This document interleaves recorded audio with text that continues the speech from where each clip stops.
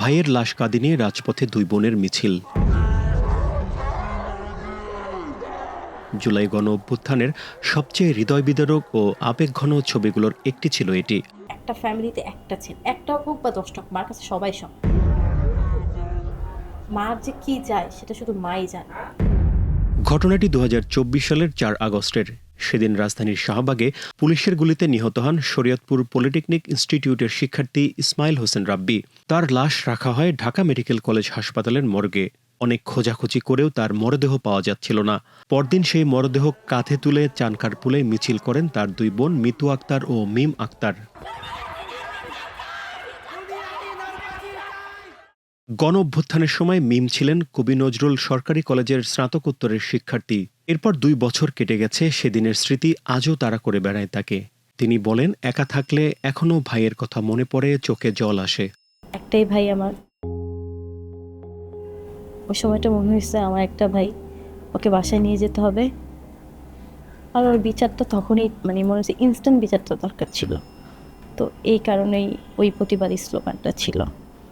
ওই সময় একদম স্তব্ধ হয়ে গেছিলাম আমরা দোলগণ, যে আমাদের কান্না করব নাকি। একটা ফ্যামিলিতে যদি একটা বাচ্চা মারা যায়, শুধু ওই বাচ্চাটা চায়, ফুল ফ্যামিলি সার্ভাইভ করে। অলমোস্ট আগস্টের 4 তারিখ রাব্বি মারা গেছে, 5 তারিখ আমরা ওকে কবর মঞ্জিল করছি। এই প্রায় 2 বছর আমার মা দেখা যায় কোনো একদিন এখনো ওর জন্য ভাত বাড়তেছে।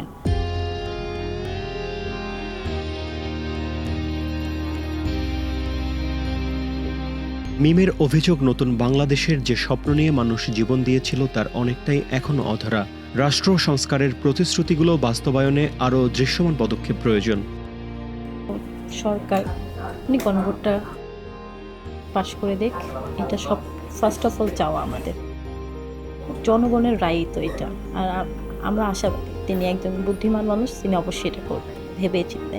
হয়তো কোনো এদিক সেদিক সংশোধন প্রয়োজন হলে উনি সেটা করবে, বাট এটা গণভোটটাকে উনি স্বীকৃতি দেখ, সাথে সাথে বিচার ব্যবস্থাটাকে অতি দ্রুত, অ্যাটলিস্ট একটা দুইটা যদি বিচার দেখাতে পারে, এই ফ্যাসিস্ট সরকার ভয় থাকবে, আতঙ্কে থাকবে যে ডেমোক্রেসি সরকারের সময় বা বিএনপি সরকারের আমলে আমি আর বাংলাদেশকে কোনোভাবে অস্থিতিশীল করতে পারবো না।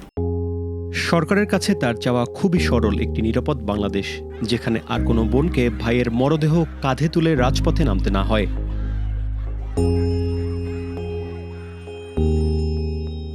যে স্বপ্ন নিয়ে গণ অভ্যুত্থানে মানুষ জীবন উৎসর্গ করেছিল, সেই বাংলাদেশ একদিন সত্যিই গড়ে উঠুক।